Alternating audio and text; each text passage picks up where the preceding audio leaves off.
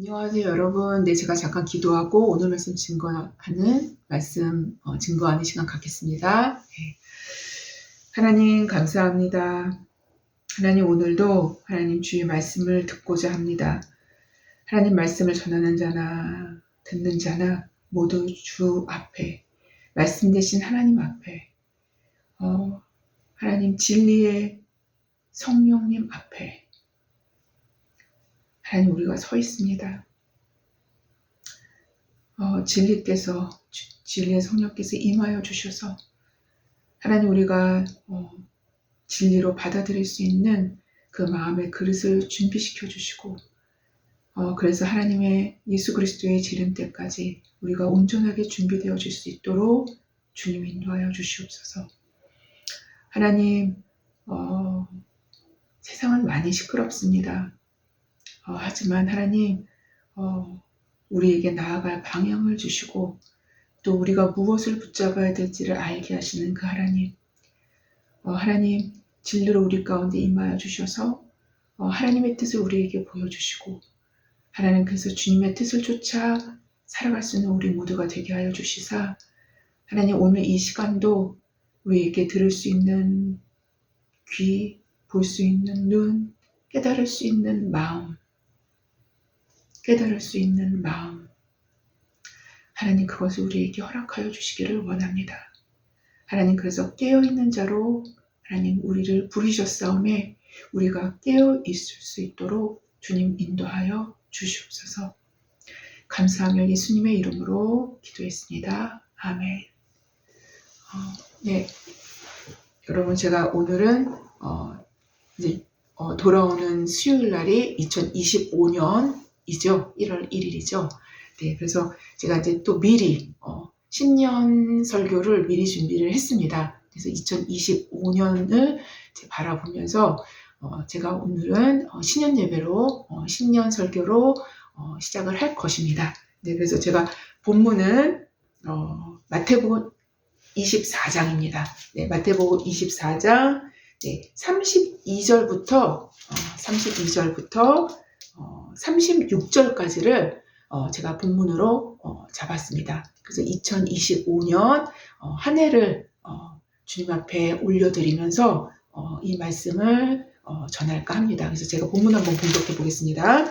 그래서 마태복음 24장 32절부터입니다. 제가 봉독하겠습니다. 무화과 나무의 비유를 배우라. 그 가지가 연하여지고 잎사귀를 내면 여름이 가까운 줄을 아나니 이와 같이 너희도 이 모든 일을 보거든 인자가 가까이 곧 문 앞에 이른 줄 알라. 내가 진실로 너희에게 말하노니 이 세대가 지나가기 전에 이 일이 다 일어나리라. 35절입니다. 천지는 없어질지언정 내 말은 없어지지 아니하리라. 36절입니다. 그러나 그 날과 그때는 아무도 모르나니 하늘의 천사들도 아들도 모르고 오직 아버지만 아시느니라. 네, 이 말씀을 가지고 설교를 시작할까 합니다. 이번 설교의 시작은요, 제가 오래전에 한번 말씀을 드린 적이 있었던 예화예요. 네, 그래서 다시 한번 이 예화를 말씀을 드리면서 설교를 시작할까 합니다. 네. 어느 구름 낀 오후에 영국의 메리 여왕이 발모를 왕실 별장에서 조금 떨어진 곳을 걷고 있는데 갑자기 이제 막 소나기가 막 내린 거예요. 갑자기 소나기가 막 쏟아지기 시작한 것입니다. 여왕은 가까운 오두막에 가서 우산을 좀 빌려달라고 했습니다. 본인의 신분을 안 밝히고 여왕 가까운 오두막 집에 가서 가장 가까운 데 막 뛰어가서 우산을 좀 빌려달라고 했어요. 그 오두막의 여주인은 살이 부러진 낡은 우산을 빌려주었어요. 거의 사용할 수조차 없는 아주 낡은 우산을 빌려주었습니다. 누구인지도 모르는 여자가 막 달려와가지고 우산을 빌려달라고 하니 안 빌려줄 수도 없고 그렇다고 좋은 것을 빌려줄 수도 없어서 평소에 버리기는 아까운데 비를 피하는 데는 그리 도움이 되지 않는 진짜 완전 살이 다 부러진 그런 우산을 빌려준 거예요. 그 다음날 아침 금태 모자를 쓴 남자가 찾아와서 우산을 빌려주셔서 감사했다고 여왕께서 전하라고 하셨습니다. 라고 말을 하는 것입니다. 이렇게 말을 하고 난 뒤에 살이 부러진 그 헌 우산을 돌려주고 갔습니다. 그녀는 메리 여왕을 만나는 것이 평소에 자기의 최고의 소원이었었던 거예요. 예. 항상 메리 여왕을 실제로 자신의 눈으로 보고 싶어 했었던 사람이었던 거예요. 예. 평생 소원이었는데 정작 여왕이 찾아왔을 때 아주 형편없는 살이 부러진 우산으로 여왕을 대접한 셈이 된 것입니다. 아마도 그녀의 평생 소원은 그녀 자신의 부주의에 의해서 평생 후회로 남게 된 것입니다. 평생 소원이 평생 후회로 남게 된 거예요. 사실 이 이야기는 하나의 에피소드에 불과한 작은 그런 소소한 사건일 수도 있어요. 네, 사건일 수도 있는데 그러나 또한 우리의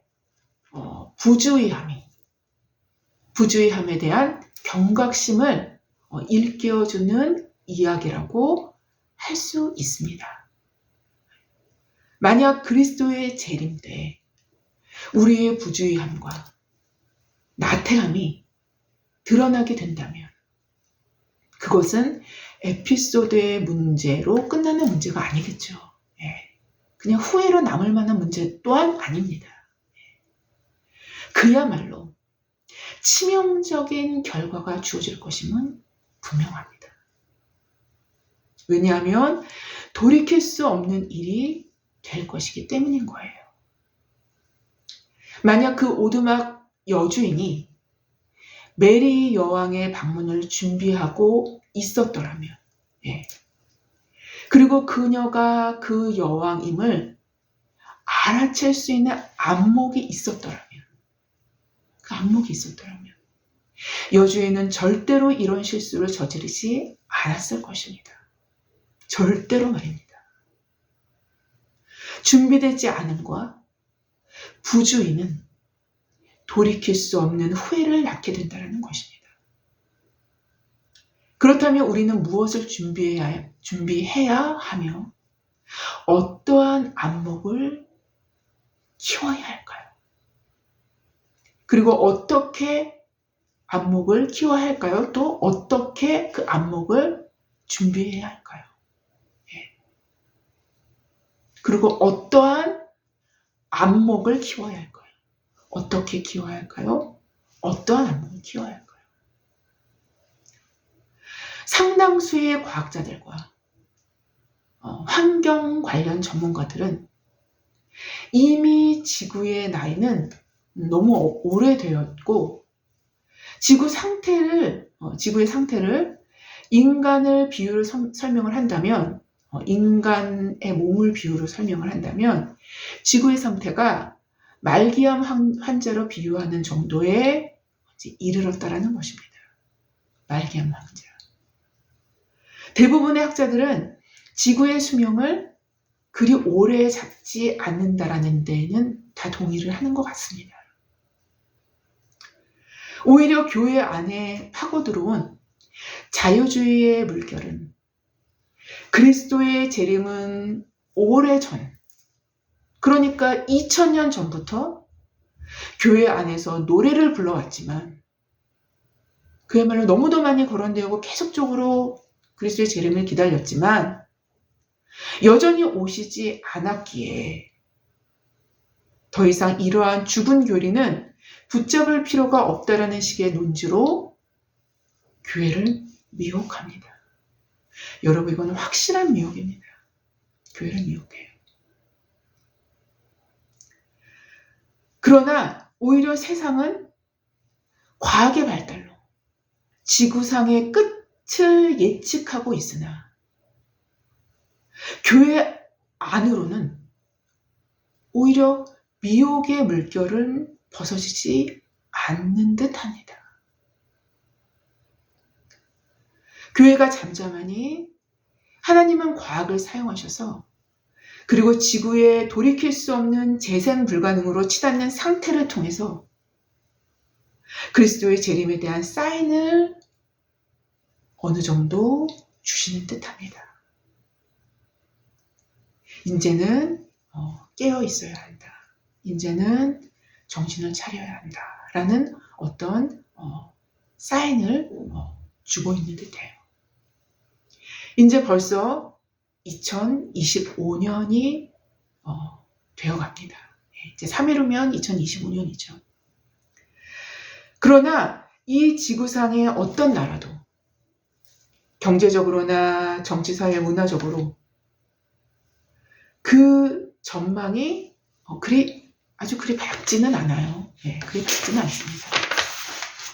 앞으로의 시대는 힘겨운 싸움이 될 것이고 나라 간의 치열한 경쟁력의 결과물로서 나타나는 환경 파괴는 환경 보호가들의 노력보다 더 강력하기 때문에 지구 환경의 병폐는 더욱 골이 깊어져만 갈 것입니다. 물론 이제는 지구 환경 보호에 대한 많은 정보와 국가 간의 협력 체계들이 많이 활성화되어 있기 때문에 어느 정도 많이 활성화되어 있습니다. 되어 있기 때문에 어느 정도는 그 기간을 연장시키고 지구의 생명을 연장시키고 또 늦출 수는 있겠으나 완전히 막을 수는 없는 상황이 도래했다고 보는 것이 맞을 것입니다. 이 모든 되어지는 일들이 사실상 사인의 한 부분인 것입니다.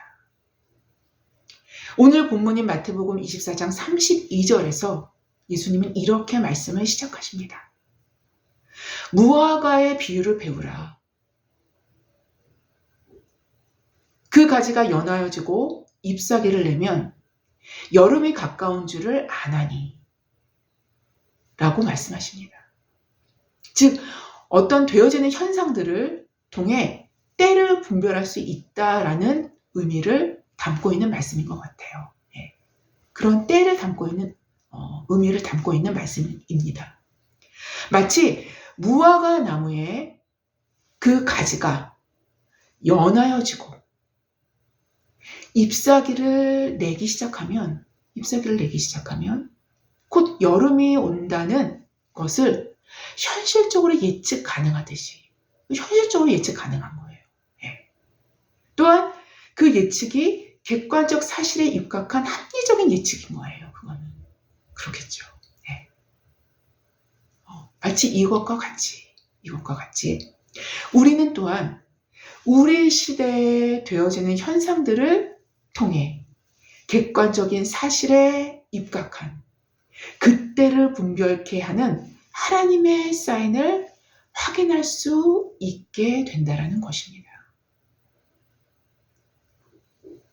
주님은 33절, 34절에 이렇게 말씀을 이어가십니다.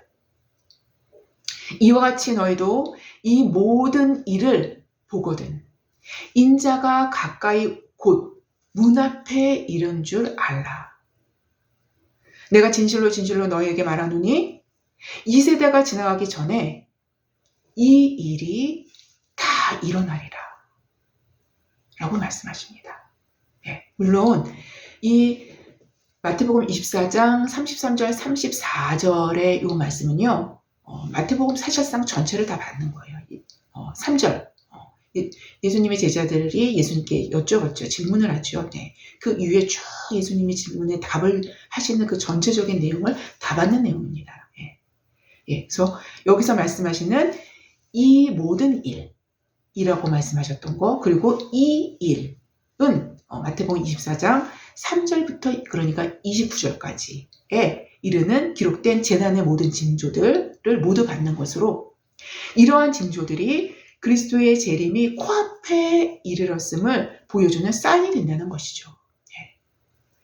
24장의 기록들의 일부는 이미 시작된 것으로 볼 수도 있고, 특별히 24장 15절의 말씀인 그러므로 너희가 선지자 다니엘이 말한 바 멸망에 가증한 것이 거룩한 곳에 선 것을 보거든 읽는 자는 깨달을진저 라고 성경은 기록하죠.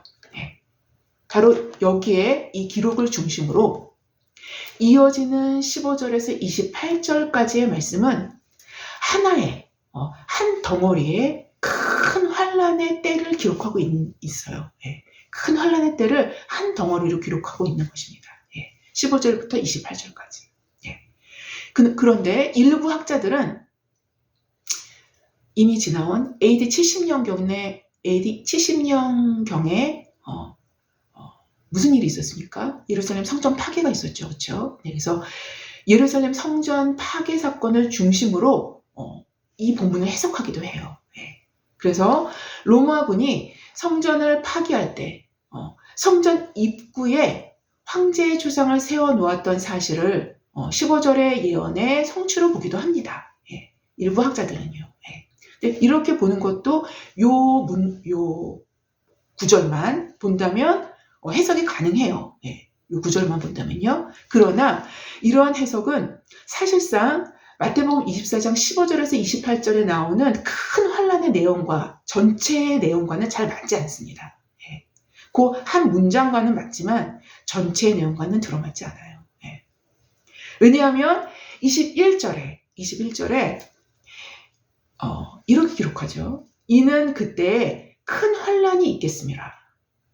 창세로부터 지금까지 이런 환란이 없었고 창세로부터 지금까지 이런 환란이 없었고 후에도 없으리라 라고 기록하고 있기 때문이에요. 전무후무한 환란이 있다라는 것입니다. 남겨져 있다라는 거예요. 또 이 큰 환란의 한 덩어리로 그 환란의 마지막 부분에, 그 환란의 가장 마지막 부분에 대해서 27절에서는 이렇게 기록해요. 번개가 동편에서 나서 서편까지 번쩍임 같이 인자의 임함도 그러하리라 라고 기록하고 있기 때문인 거예요. 예수님은 아직 안 오셨잖아요. 그러니까 그런 일부 학자들의 해석은 좀 들어맞지 않는다는 것이 아니라 완전히 들어맞지 않는 것이죠. 즉 여러분이 이 말은 우리의 미래의 시대에 이러한 큰 환란이 남아있다라는 의미를 가져요. 정확하게. 전무후무한 환란이 우리 시대 이후에 우리의 미래에 남겨져 있다는 의미를 갖습니다. 이 큰 환란이 역사 가운데 넘어간 것이 아니라 도래해야 할 예언이 남겨져 있다는 것이며 이 예언은 다름 아닌 곧 예수님께서 친히 하신 예언이라는 것에 예언이라는 것에 엄중한 무게감이 실린다는 것이죠. 엄중한 무게감이 실린다는 것입니다. 인자의 임함도 말입니다. 특별히 마태복음 24장 15절부터 28절 뿐만 아니라 마태복음 24장 4절부터 14절에 이르는 내용까지 모두 포함해서는 정치적 혹은 종교적인 환란을 포괄하며 이 포괄해서 또한 빚어지는 격변의 상황들을 담고 있다고 한다면 마태복음 24장 29절은 자연과 우주계의 대격변에 환란도 다루고 있음을 확인하게 돼요. 그러니까 이 자연 현상계에서도 아주 특별하고 이상한 일들이 벌어진다는 것입니다. 29절에 그날 환란 후에 즉시 해가 어두워지며 달이 빛을 내지 아니하며 별들이 하늘에서 떨어지며 하늘의 권능들이 흔들리리라. 하늘의 권능들이 흔들리리라. 예, 이렇게 기록을 해요. 베드로후서 3장 8절부터 10절 이하에서 베드로 사도는 이렇게 또 기록을 하고 있어요. 예. 사랑하는 자들아, 주께는 하루가 1000년 같고 1000년이 하루 같다라는 이 사실을 잊지 말라. 이 사실을 잊지 말라는 거예요. 주의 약속은 어떤 이들이 더디다라고 생각하는 것 같이 더딘 것이 아니라 오직 주께서는 너희를 대하여는 오래 참으사 아무도 멸망하지 아니하고 다 회개하게 이르기를 원하시느니라.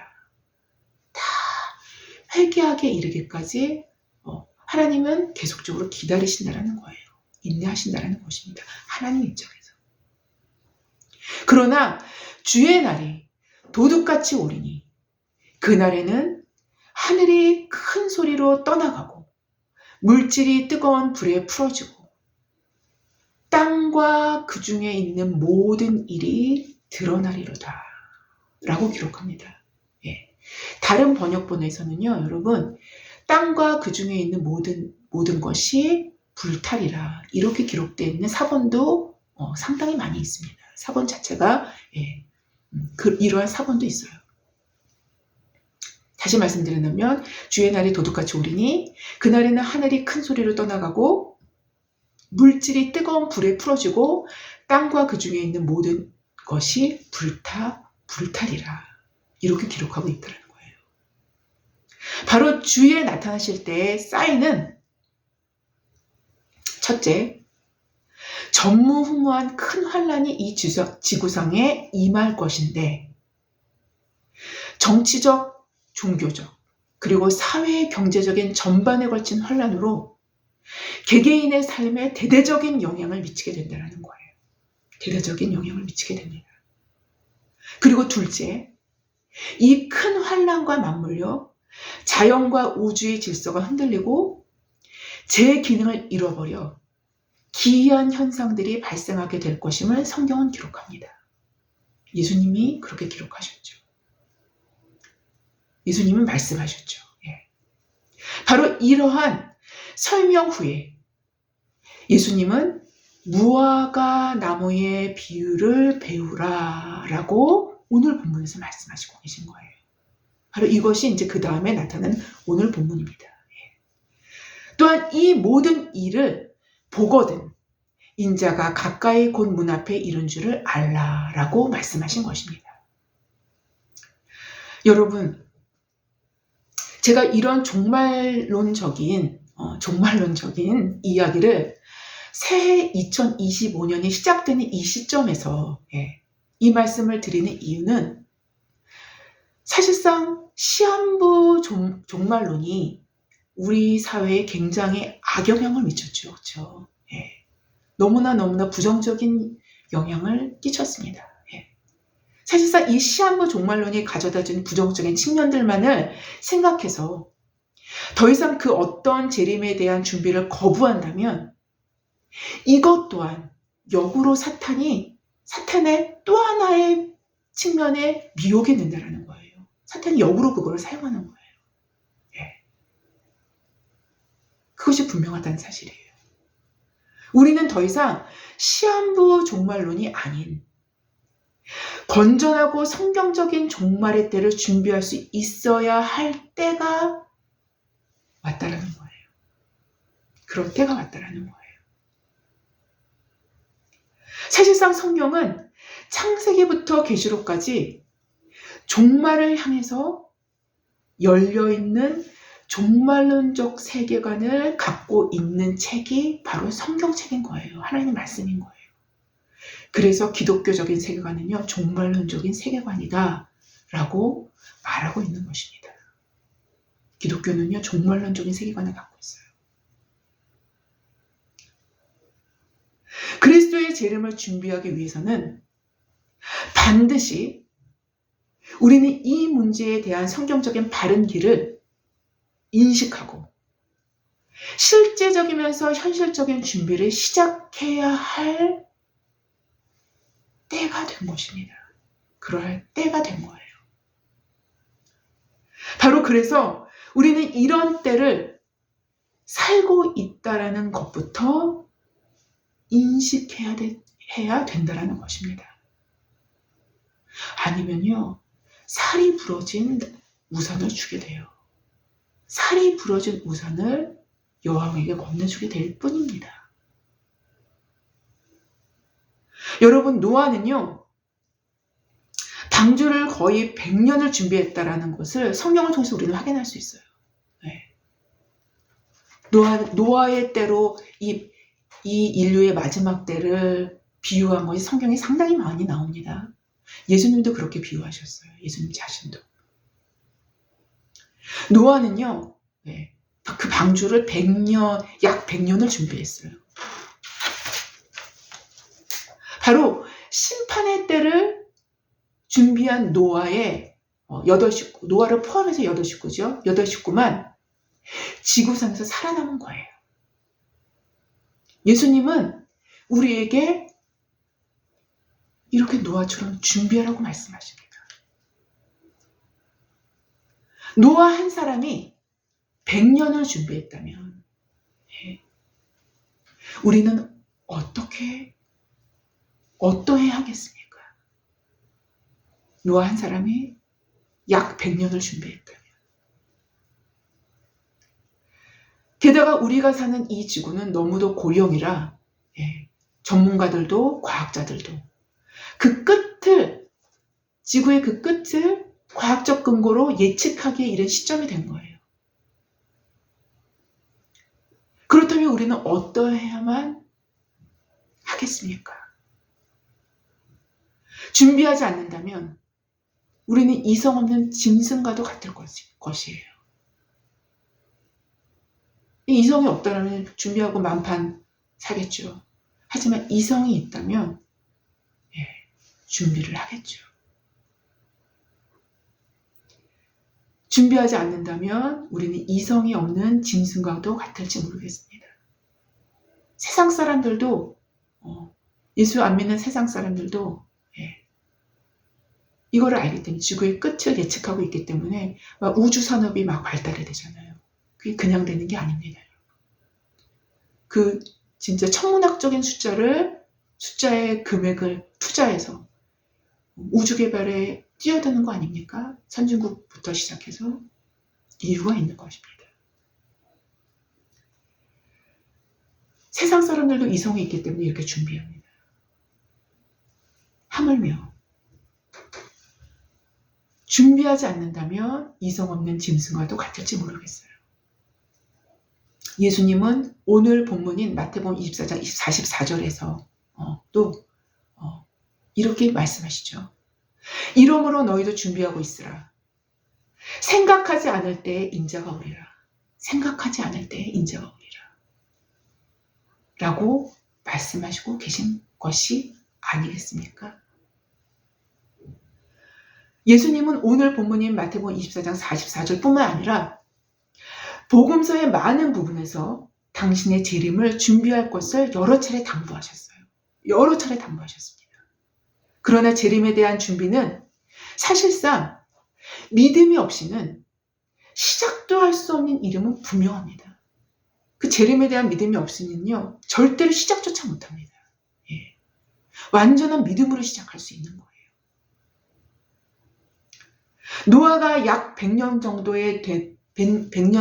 되는 오랜 기간 동안에 하나님의 계시된 말씀을 온전히 믿었기 때문에 그가 온전히 하나님의 말씀을 믿었기 때문에 그는 이처럼 오랜 기간 동안에 방주를 짓는 일을 지속할 수 있었던 것입니다. 약 100년의 기간을. 아마도 그가 믿음을 저버렸다면 그 믿음을 저버리는 순간부터 방주 짓는 일을 더 이상 지속할 수 없었을 것임은 자명한 사실입니다. 그리고 그 결과는 분명했을 것인데요. 지구상의 다른 사람들과 같이 함께 멸망했을 것임도 자명한 사실이 되었을 거예요. 바로 하나님에 대한 믿음, 그리고 그분이 하신 말씀을 믿는 그 믿음은 우리로 준비되게 하는 그 가장 핵심적인 동력이 되는 것입니다.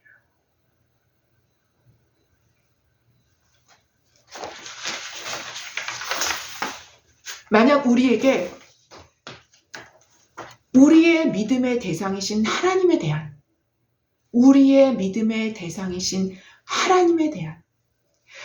참된 믿음과 그 하나님의 입에서 떨어지신 말씀에 대한 믿음이 순전하다면, 노아처럼 모든 조롱과 협박과 비아냥거림과 그런 모든 조롱과 협박 속에서도 하나님의 의를 전파하며 하나님의 말씀을 믿는 구체화된 유형물인, 하나님의 말씀을 믿는 그 구체화된 유형물인 방주 짓는 일을 포기하지 않을 수 있을 것입니다. 곧 그러한 노아의 믿음으로 노아는 구원을 받은 것이며 그의 7명의 가족 역시 노아를 제외한 7명이죠. 7명의 가족 역시 구원을 얻은 것입니다. 마치 이것과 같이 예수님 뭐라고 말씀하셨어요? 예수님 아니죠. 사도 바울이죠. 주 예수를 믿으라. 그리하면 너와 내 집이 구원을 받으리라. 라는 사도행전 16장 31절 말씀과도 연결이 되는데요. 분명히 때가 이르면 하나님의 말씀, 곧 그리스도를 믿는 믿음의 여부를 결정하는 구체화된 유형물을 하나님께서 요구하실 때가 반드시 온다라는 거예요. 어떠한 형태로든 하나님께서는 우리의 개개인의 믿음을 달아보실 현실적인 유형물, 곧 현실적인 방주를 요구하실 때가 올 것입니다. 어떠한 형태로든. 방주가 꼭 딱 이렇게 방주만을 의미한다는 게 아니라는 것을 여러분 아시겠죠? 예. 현실적인 방주를 요구하실 때가 올 것입니다. 이 요구하심에 응하기 위해서는 반드시 믿음이 절대적으로 필요하게 될 것입니다. 하나님에 대한 믿음, 하나님 그 자신, 그 하나님에 대한 믿음과 그분의 말씀에 대한 믿음. 물론 이 믿음을 빼앗고자 노아가 감당해야 했던 조롱과 협박 등이 찾아올 수 있을 것입니다. 어쩌면 박해일 수도 있어요.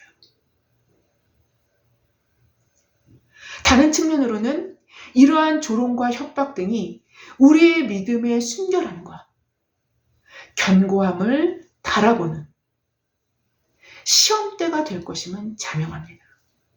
반드시 그것이 시험대가 될 것입니다. 하나님께서는 노아의 믿음을 달아보시는데 약 100년이라는 시간을 투자하신 거예요. 약 100년이라는 시간을 투자하셨습니다. 그리고 난 후에 노아의 나이가 600세 되던 해, 하늘의 모든 창이 열리면서 세상을 덮는 홍수가 일어나게 했던 것입니다. 일어나게 되었던 것이에요.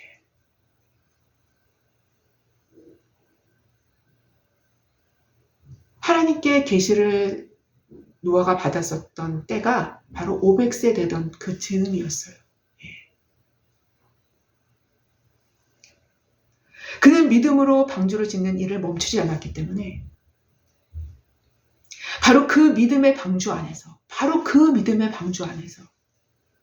자신의 믿음을 드러내는 그 믿음의 표상이 바로 그 믿음의 방주 안에서 구원을 받게 된 거예요. 여러분, 예수님은 여러 차례 복음서에서 노아의 때와 같이 인자의 임함도 그러하리라 라고 말씀하십니다. 마태복음 24장 37절 말씀이에요. 예. 우리는 주의 재림, 곧 마지막 때를 준비하는데 노아만큼은 준비할 수 있는 기간은 없을지도 몰라요, 사실. 예. 지금 지구가 100년 이상 갈지 안 갈지도 모릅니다. 예. 그러나 한 가지 분명한 것은 노아에게 요구하셨던 그 믿음을 하나님께서는 우리 개개인에게 반드시 요구하실 것이라는 사실이에요. 이거는 반드시입니다. 여러분, 이것은 반드시예요. 이게 원리입니다, 여러분. 뿐만 아니라 지금까지 스스로 믿음이 있다라고 자부해왔던, 나는 믿음이 있어. 난 스스로 내가 자부해왔어. 지금까지 스스로 믿음이 있다라고 자부해왔던 바로 그 믿음이 진짜인지 가짜인지를 명백히 주님은 확인하실 것이라는 사실이에요. 그게 진짜 믿음인지 가짜 믿음인지 하나님은 반드시 확인하십니다. 하나님은 반드시 확인하셔요. 그래서 쭉정이와 알곡을 가르친다라는 내용들이 복음서에 그렇게 있는 것입니다.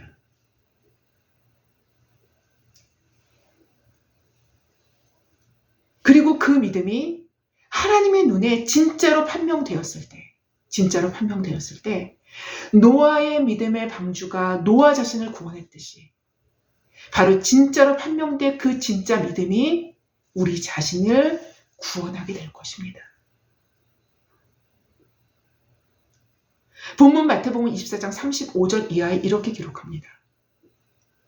천지는 없어질지언정 내 말은 없어지지 아니하리라. 즉 인류 역사가 인류의 터전으로 살아왔던, 인류의 터전으로 수천 년 동안 인류 터전으로 살아왔던 그 하늘과 그 땅, 하늘과 지금 이 하늘과 이 땅, 태고 때부터 너무도 견고하게 흔들림 없이 언제는 아침에 해는 뜨고 저녁 때 해가 지고 바람이 불고 봄이 오면 그 다음에 여름이 오고 여름이 오면 가을이 오고 가을이 오면 겨울이 오고 또 겨울이 오면 또 봄이 오고 그러한 질서정연한 그러한 태고 때부터 너무나도 견고하게 흔들림 없이 언제나 있어왔던 그 하늘과 땅조차도 모두 없어진다 하더라도 하나님의 말씀, 곧 말씀이신 그 말씀은 없어지지 않는다라는 것입니다. 영원하다라는 것입니다. 영원한 반석이라는 거예요. 영원하다라는 것입니다. 영원하다라는 것은요, 불변한다라는 것입니다. 변하지 않는다라는 거예요. 이것이 곧 정확하게 진리의 정확한 의미가 되는 거예요. 이거 곧 진리의 의미예요. 따라서 하나님의 말씀인 진리에 그 기초를 두는 사람, 진리를 자신의 삶의 초석으로, 터전으로, 기초로 삼는 자들은 태고 때부터 너무도 인류의 역사 가운데 견고한 기초가 되어왔던 하늘과 땅을 기초로 삼는 자들과는 비교할 수 없는 견고함과 확실성 가운데 자신의 삶을 둔 자라고 말씀드릴 수 있는 거예요.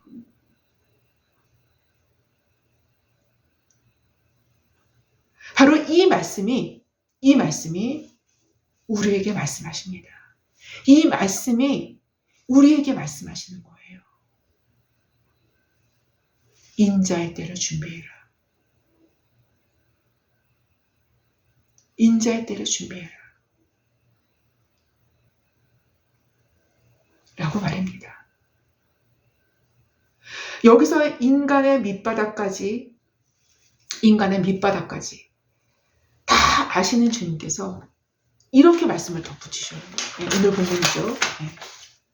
그러나 그날과 그때는 아무도 모르나니, 아무도 모른다라는 거예요. 하늘의 천사도 모르고 천사들도 아들도 모르고 오직 아버지만 아시느니라 라고 예수님께서 이 말씀을 덧붙이셔요. 우리의 준비함이 쉽지 않은 이유는 그 날과 그때를 아버지 외에는 아무도 모른다라는 것에 또한 있을 수 있어요. 우리의 준비함이 쉽지 않다라는 것은. 그 날과 그때를 인간에게 알려주신다라면, 만약에 그 날과 그때를 하나님께서 쫙 계시를 주셔가지고 인간에게 알려주신다면, 본능적으로 부패한 인간은, 그 계시받은 사람도 부패한 인간이에요, 여러분. 그래서 그런 거 안 가르쳐 주십니다, 하나님은. 본성적으로 부패한 인간의 마음은 어떤 식으로 돌아갈 것 같습니까? 여러분, 어떤 식으로 돌아갈 것 같아요? 아마도 인간인 자기중심적으로, 인간 중심적으로 모든 것을 준비하고, 모든 것을 주도하고, 이끌어서 인간의 편의대로 주도권을 행사해야 될 것입니다. 인간의 편의대로. 더 나아가 정치적, 종교적 영역뿐만 아니라 사회 전반적인 영역에서조차 이 재림의 날을 어떻게 해서라도 자신들에게 이익과 유리한 방향으로 작용되도록 수많은 권모술수와 계략들을 만들어낼 수 있다는 것은 바로 그게 인간의 부패한 본성인 거예요. 충분한 가능성이 있습니다. 그래서 예수님이 이렇게 아예 말씀을 통해서 박아두신 거예요, 성경에. 그러나 그날과 그때는 아무도 모르나니 하늘의 천사들도 아들도 모르고 오직 아버지만 아시느니라.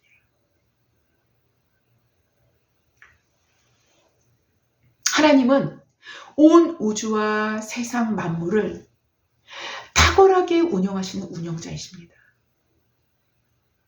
하나님의 경륜 가운데 일을 드러내시기도 하시고, 어떤 일을 드러내시기도 하시고, 때로는 그 일을 숨기시기도 하시는 분이십니다. 따라서 우리에게는, 즉 우리 입장에서는 더 큰 믿음이 요구되어진다라는 것입니다. 무엇이요? 그날과 그때를 알 수 없다라는 건 아니에요. 믿음이 없이는 기다릴 수도 없고 준비할 수도 없다는 것은 분명합니다. 믿음의 표출은 기다림으로 표출되는 거예요. 또 믿음의 표출은 준비함으로 표출되는 것입니다. 그러나 이미 말씀드린 것과 같이 주님은 무화과 나무의 비유를 배우라 라고 말씀하셔요. 무화과 나무의 비유를 배우라 라고 말씀하십니다. 되어지는 현상들을 통해 주님은 우리에게 우리의 이성을 사용해서 객관적인 사실에 입각한 예측들로 때를 분별할 수 있는 지혜를 얻으라고 권고하시는 거예요. 때를 분별할 수 있는 지혜를 얻으라는 것입니다. 성령님은 우리의 영으로만 교통하시는 것은 아닙니다. 성령님은 우리의 이성도 사용하십니다. 왜냐하면 인간의 모든 지정의 모든 것의 주인 되시는 분이 바로 성령 하나님이시기 때문인 거예요. 모든 것을 다 사용하셔요. 2025년도에는 자연과 그리고 사회, 정치적인 모든 되어지는 일들에 대해서 성령의 도우심으로 민감하게 깨어 있어야 할 때가 도래한 것입니다.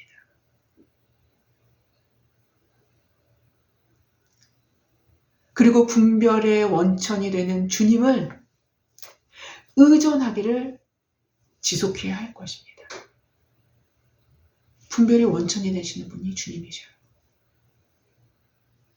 주님이 없이는 아무것도 분별할 수 없습니다. 아무것도 분별할 수 없어요. 분별의 원천이 되시는 주님을 의존하기를 지속해야 할 것입니다.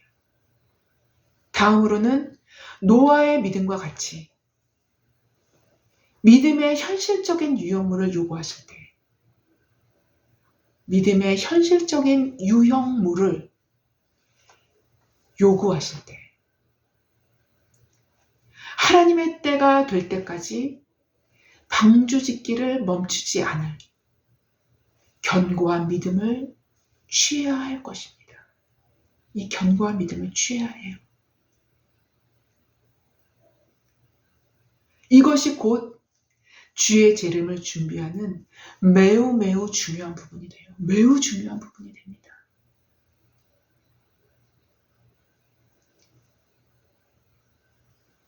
여러분, 저는요 요즘에는 이렇게 뉴스를 잘 못 보기 때문에 잘 이렇게 세상 돌아가는 거에 박지는 않습니다만, 저도 여러분도 모두 마음으로부터 주의 재림을 위해 준비함의 모두의 버튼을 준비함의 모두의 버튼을 켜야 할 때인 것 같습니다. 이제는 버튼을 켜야 돼요.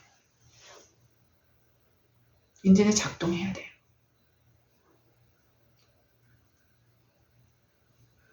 인간의 몸의 건강도 한 번 크게 꺾이면 다시 회복하기가 너무도 어려운 것처럼, 때를 놓치게 되면 너무도 힘들게 되는 것입니다. 인간의 몸의 건강도 한 번 크게 꺾이면 다시 회복하기가 너무 어려운 것처럼, 때를 놓치게 되면 너무도 힘들게 되는 거예요.